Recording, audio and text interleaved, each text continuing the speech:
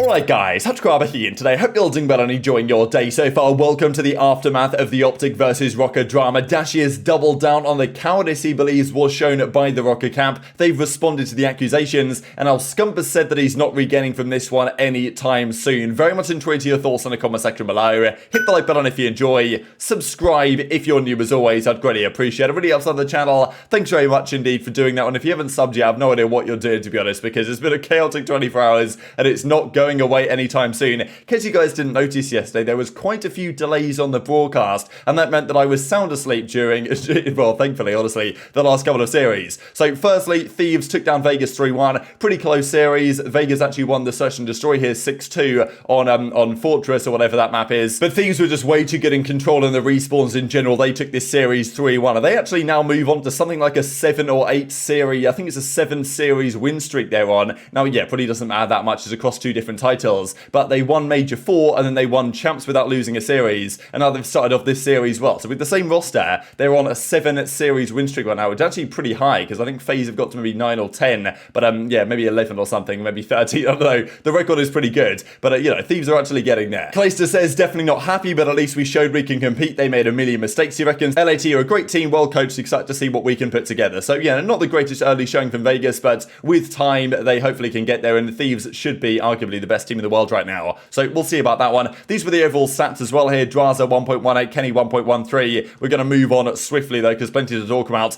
This was the LAG Surge series. And let me just, before I show you guys this series, look at this scoreboard. Here we go. I saw this morning, like when I woke up, kind of like dreary-eyed or whatever, and I was like, oh my god, Simp a 1.89, Predator 1.17. What a crazy dynamic duo. Like, damn, Surge must have fried him, right? I mean, look how much they got outslayed by here. Minus 23, minus, 48, right? It was the overall slaying, outslayed by 48, and then I checked the top right corner and it was like, wait, hang on a second here, LAG won this series 3-2, excuse me, like Sib has 12,500 damage, so I was like, what actually happened here? So basically Sib just took over all of the first 4 maps, but they somehow split them, and then there was again, it's like some sort of server drama. I honestly couldn't even be bothered to look into exactly what happened here, but there was some sort of server cheese going on, some sort of like lagging that LAG were getting. They changed the server, like absolute mess. Like, honestly, incredible. The fact that all that happens with the OpTic stuff, and then 2 series later, we're at it again with the server cheese. Like, you simply can't make this stuff up. So, and even as accuracy says, the biggest mess of a day I've ever experienced in my 10 years of competing. That's quite impressive, right? Because, like, I warned you guys it was going to be a messy start to the CDL, but just to think that it's literally day 1 of the Call of Duty League, and accuracy's been competing for 10 years, and this is the worst day he's ever experienced, is honestly quite impressive. So, congratulations to Infinity Ward and the CDL for making this one happen. But yeah, somehow they lose game 5. So in the end, it goes game 5 Hotel. Hotel's actually great to watch when it's actually played. And in the end, it was these guys that came out on top. But I'm just mind blown how they even lost this series, given the slaying numbers they had in their favor. But I mean, yeah, whatever. Chalk it up. Look, at the end of the day, these early qualifiers are important, but they're not absolutely essential, because all the teams qualify regardless into the major 1 groups. It's not like you have to start from losers if you have a bad run in these qualifiers, and that's probably why OpTic felt like forfeiting was a reasonable option, as we'll see here in a second, given that, you know, it's not exactly champs, is it? Let's dive into this situation then. Just to recap from yesterday, if you guys aren't familiar with all the drama that's been going down, OpTic forfeited a series for the first time in Scump's career after effectively a disagreement on the league ruling. They felt like the game was 100% won. There was a glitch that happened to Cammy on the other side. Cammy and the Minnesota Rokkr guy said, hey, this glitch just happened to us. What does the league ruling say? The league rules say it's a replay. OpTic weren't happy with that, and therefore they said, you know what, screw this. To make a stand against the league ruling, we're just going to forfeit and not even replay the map. So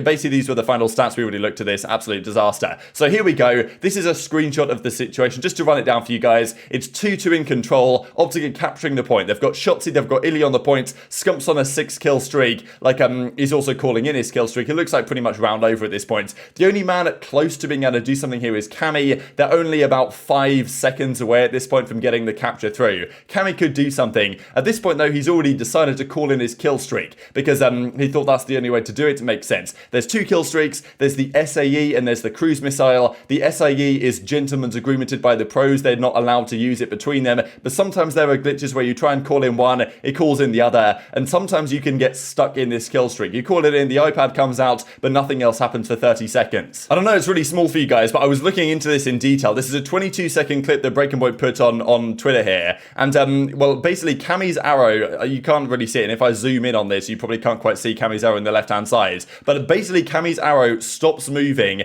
at pretty much exactly this moment at 6 seconds in. 5 seconds in, that's where he stops moving. That's where he calls in his streak. Now, if the game worked properly, he would have called in the cruise missile at that point, and it would have been coming down from the sky. But, you know, at this point when Scumps is. Now, if you time and basically 5-6 seconds later, so at 13 seconds, the round is over. So Cammy was stuck for approximately, I would say, 7 seconds. Some say 6 seconds, some say 8 seconds. To me, it seems about 7. People have done some research into how long it takes to actually call in the cruise missile, and from pressing it to call it in, pulling the iPad out, for it getting released from the plane and coming down to land, it's about 9 seconds. So I'm pretty confident in saying that if the game hadn't bugged, it would have made no difference, and his kill streak wouldn't have landed in time to actually affect the outcome of the round. OpTic would have captured the point regardless. That is OpTic's point, and I think it's a very valid one. Obviously, it would be nice if there was a replay tool, which they talked about, but it obviously isn't in the game yet. Not really anyone's surprise, but you know, nonetheless, it's not a thing, unfortunately, as it stands. Now, this is, I think, the key frustration with the rules. I was trying to figure out overnight and this morning, like, who's at fault here? Like, who's to blame?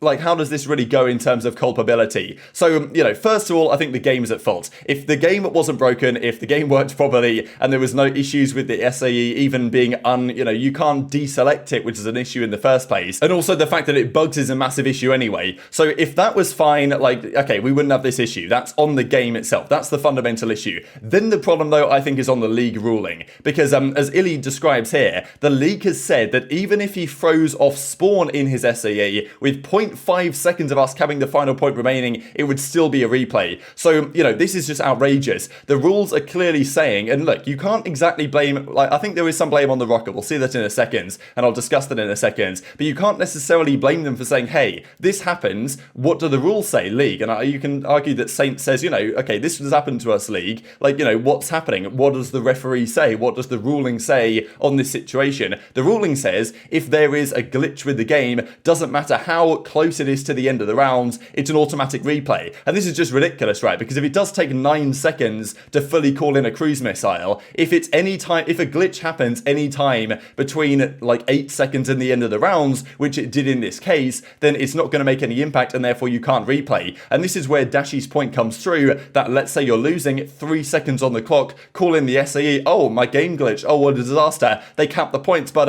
yeah, guys, the game glitch with 0.5 seconds on the clock, by the rules, that's a replay.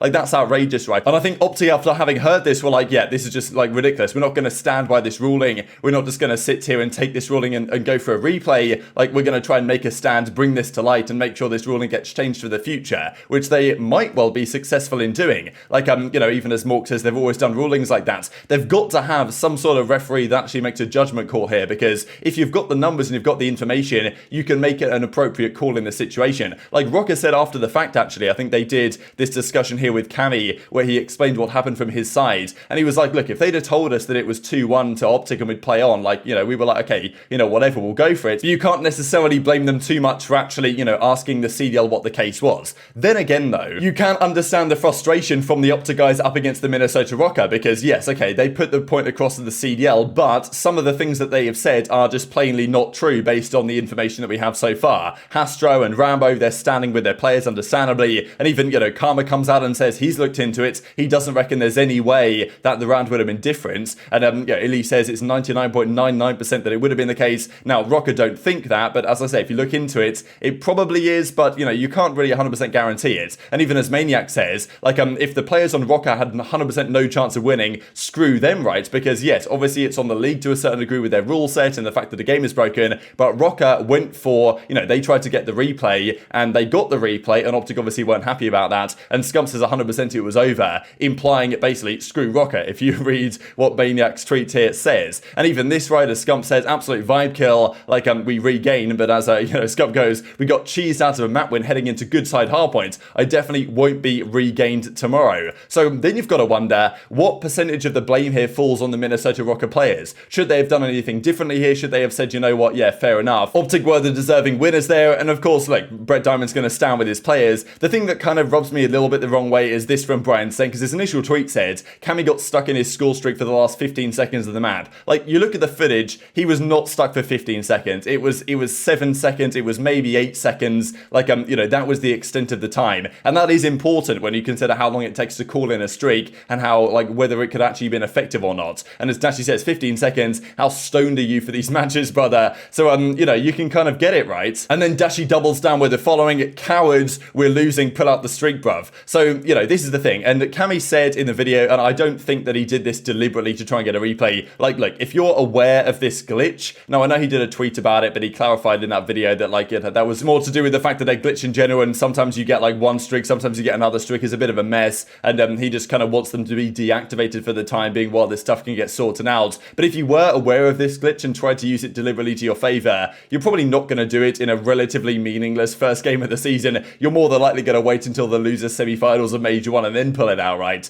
But, you know, still, Dashy seems pretty convinced that they did this deliberately to initiate a potential replay. And that's what he goes on to say here: wait, hold up, we have zero chance of winning this game. Let me just call in this SAE real quick. So, I mean, yeah, and obviously these were some of the other tweets from Dashy. So what do you guys think? Where does the blame lie here? And also, then I've got to wonder, like, you know, was it the correct call from OpTic to forfeit? I wonder if they just got so frustrated, and understandably, I think, and just said, you know what, screw this. Because, you know, maybe if they'd have been in a, you know, a different state, they would have thought, you know what, okay, whatever, let's just play and get the practice. But I think probably they think, you know what, it doesn't really affect our season that much in general, and let's just make a stand here, really, against this stupid ruling, and also against the players of Minnesota, because, you know, you can argue that they should have done things differently. But Cammy explained in the video, they told the league, like, you know, their perspective. They said, hey, this happens, what do we do? The league then looked into it, and it took them ages to look into it. At that point, it was kind of out of Rokkr's hands. They told the league what had happened, and they were kind of waiting for the league response. And at that point, they couldn't really have done anything differently. The league then decided that by the rules, it's a replay, and then they said, hey, OpTic, we're going to replay this. And then OpTic decided, yeah, we're not doing that, lads. We're, you know, we're out of here. And then the CDL, I'm sure, was trying to convince OpTic to stick around and to play it, and, you know, all this. But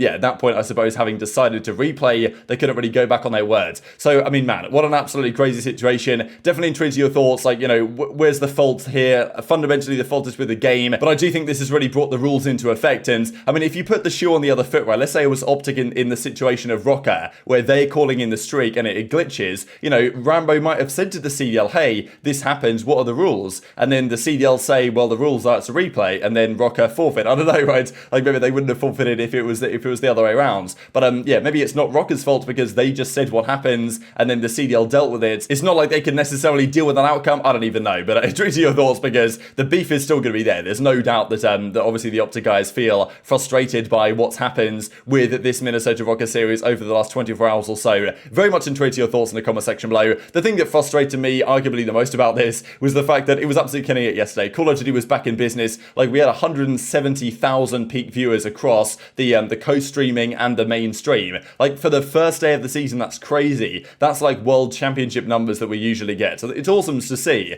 Like, you know, crazy social media. Twitter's been blowing up about this, and yet the support we get for the developers is just not existent, right? Like, imagine how good this could be if we didn't have all these issues. But absolute madness, to be honest. These are the 4 games of today. Minnesota, Toronto, so Rokkr straight back in action. New York, London, Seattle, Boston, and Florida, Las Vegas. It's a pretty spicy series here, certainly that first one. Hit the like button if you enjoyed. Subscribe if you're new. Take care, and I'll see you next time.